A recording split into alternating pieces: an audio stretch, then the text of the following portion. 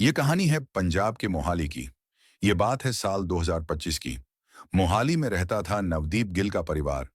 नवदीप एक कामयाब बिजनेसमैन था। 17 अप्रैल 2021 को उसकी शादी हुई थी कविता से। दोनों की एक प्यारी सी 3 साल की बेटी भी थी। नवदीप का काम ऐसा था जिसमें उसे अक्सर विदेश जाना पड़ता था। घर की सारी जिम्मेदारी कविता निभा रही थी। बच्ची की देखभाल, घर का सारा कामकाज, सब कुछ। जिंदगी बाहर से ठीक ठाक लग रही थी, मगर अंदर कुछ और ही पक रहा था। 23 फरवरी 2025 को जब नवदीप अचानक घर पहुंचा, तो उसने ड्राइंग रूम में एक अजनबी आदमी को बैठे देखा। वो चौंका, क्योंकि ये चेहरा उसने कुछ महीने पहले भी इसी घर में देखा था। तब भी उसने कविता से पूछा था, ये आदमी कौन है? कविता ने जवाब दिया, बचपन का दोस्त है, रणजीत सिंह। मनसा का रहने वाला है, पुलिस ऑफिसर है। शुरुआत में नवदीप ने ज्यादा ध्यान नहीं दिया। उसे लगा, चलो ठीक है, दोस्त होगा, कभी कभार मिलने आता होगा। लेकिन बात वहीं नहीं रुकी। अब वो आदमी बार बार घर आने लगा। नवदीप को शक हुआ। उसने फिर कविता से पूछा, ये इतना क्यों आता है? हर बार वही जवाब, बचपन का दोस्त है, हमारी बेटी से बहुत लगाव है, इसलिए मिलने आ जाता है। लेकिन नवदीप के दिल को यह बात हजम नहीं हो रही थी। उसे लगने लगा कि मामला कुछ और ही है। उसने फैसला किया, अब सच जानकर रहेगा। नवदीप ने घर में सीसीटीवी कैमरे लगवा दिए। हर बार जब वह विदेश से कैमरे मॉनिटर करता, तो कैमरे अचानक ऑन ऑफ हो जाते। ये सिर्फ इत्तेफाक नहीं था। उसे समझ आ गया, उसकी गैर मौजूदगी में कुछ छुपाया जा रहा है। कविता को भी ये एहसास हो गया था कि नवदीप को अब शक हो गया है। लेकिन कविता भी चालाक थी।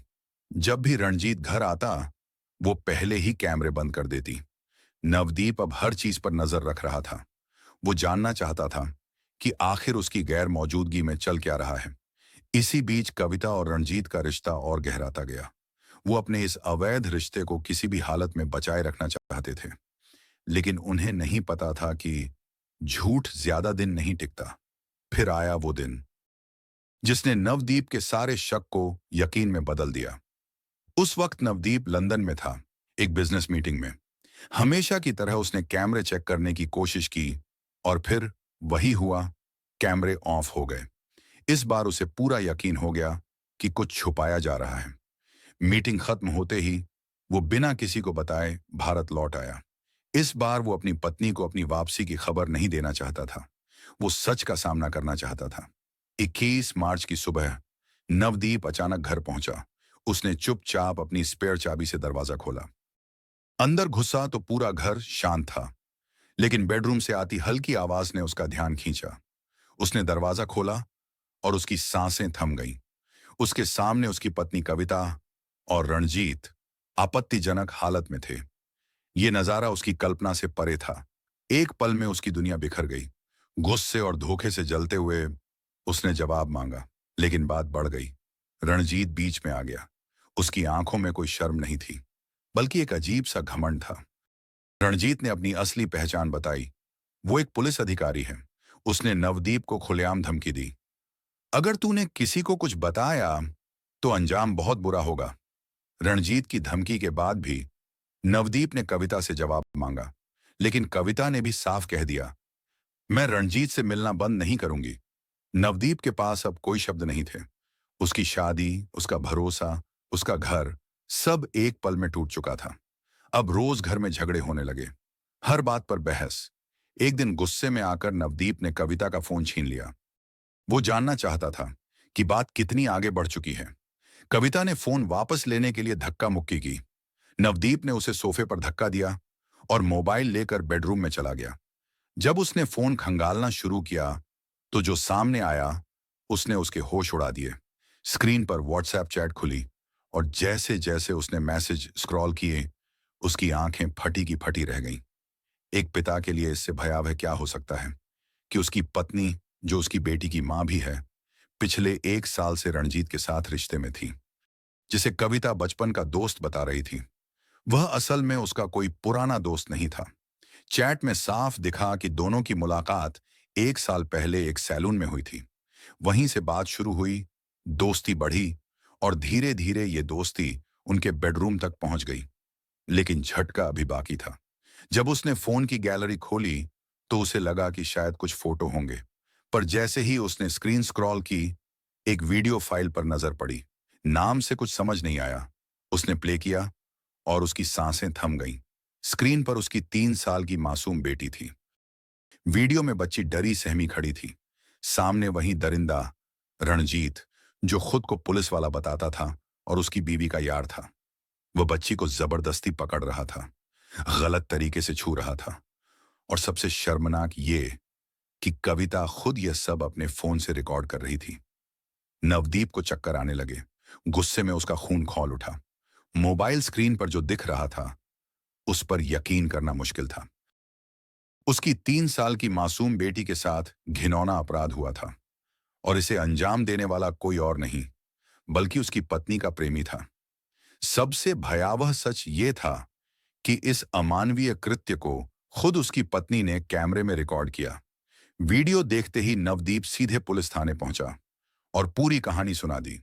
मामला बेहद गंभीर था, इसलिए मोहाली पुलिस तुरंत हरकत में आ गई।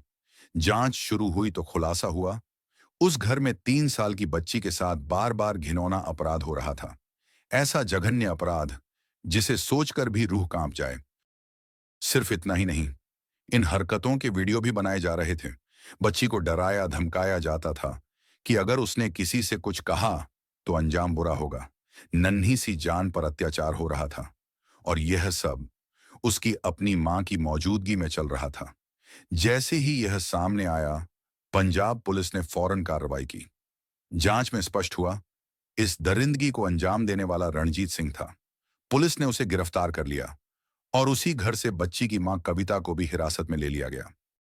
जैसे जैसे पूछताछ आगे बढ़ी, रणजीत के बारे में चौंकाने वाले सच सामने आए। वह खुद को पुलिस अधिकारी बताता था, लेकिन असलियत कुछ और थी। उसके सोशल मीडिया अकाउंट पर पुलिस की वर्दी में डाले गए फोटो और वीडियो देखकर लोग उसे दबंग अफसर समझ लेते थे, जबकि सच्चाई यह थी कि वह कोई पुलिस वाला नहीं, बल्कि एक धोखेबाज था। नवदीप के लिए यह खुलासा किसी बड़े झटके से कम नहीं था। जिसने उसकी जिंदगी बर्बाद कर दी, वो असली पुलिस अफसर निकला ही नहीं। कविता ने अपने पति के भरोसे को तोड़ा, उसके पीछे पीछे रणजीत से अवैध संबंध बनाए, और जब नवदीप को शक हुआ तो चालाकी से सीसीटीवी कैमरे बंद किए ताकि कोई सबूत न मिले। सबसे घिनौनी हरकत यह थी, उसने अपनी ही मासूम बेटी को रणजीत के हवाले कर दिया और इस अपराध का वीडियो खुद रिकॉर्ड किया, मानो यह सब एक खेल हो। ऐसी अमानवीयता कोई मां कैसे कर सकती है? जब नवदीप ने सच देखा तो कविता ने कोई पछतावा नहीं दिखाया। उल्टा वह रणजीत के साथ मिलकर अपने पति को धमकाने की कोशिश करती रही। यह दिखाता है कि वह कितनी आत्म केंद्रित और निर्दयी हो चुकी थी। इस कहानी का सबसे डरावना पहलू वही बच्ची है, जिसकी सुरक्षा पर सबसे पहले माँ बाप का पहरा होना चाहिए। वहीं घर उसके लिए सबसे खतरनाक जगह बन गया। सबक साफ है, बच्चों की सुरक्षा को हमेशा सबसे ऊपर रखें।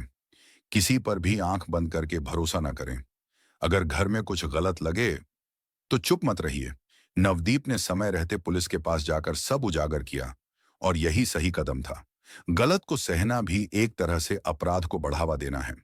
कानून की मदद लीजिए, सच सामने लाइए और अपराधियों को उनके अंजाम तक पहुंचाइए। न्याय में देर हो सकती है, लेकिन अंधेरा हमेशा के लिए नहीं रहता। अगर अदालत में कविता और रणजीत दोषी पाए जाते हैं तो उन पर कड़े प्रावधानों के तहत लंबी सजा, 20 साल या उससे भी ज्यादा, दी जा सकती है। एक मासूम बच्ची को अपनी ही मां ने हैवानियत के हवाले कर दिया। सोचिए, अगर अपनों से ही खतरा हो तो बचाएगा कौन? इस घटना से सबक लीजिए। कभी आंख बंद कर किसी पर भरोसा न कीजिए। ऐसी घटनाएं हमें सतर्क रहने की सीख देती हैं। अगर आप चाहते हैं कि सच्चाई हर किसी तक पहुंचे, तो इस वीडियो को शेयर करें और चैनल को सब्सक्राइब जरूर करें। तब तक सावधान रहें, सुरक्षित रहें।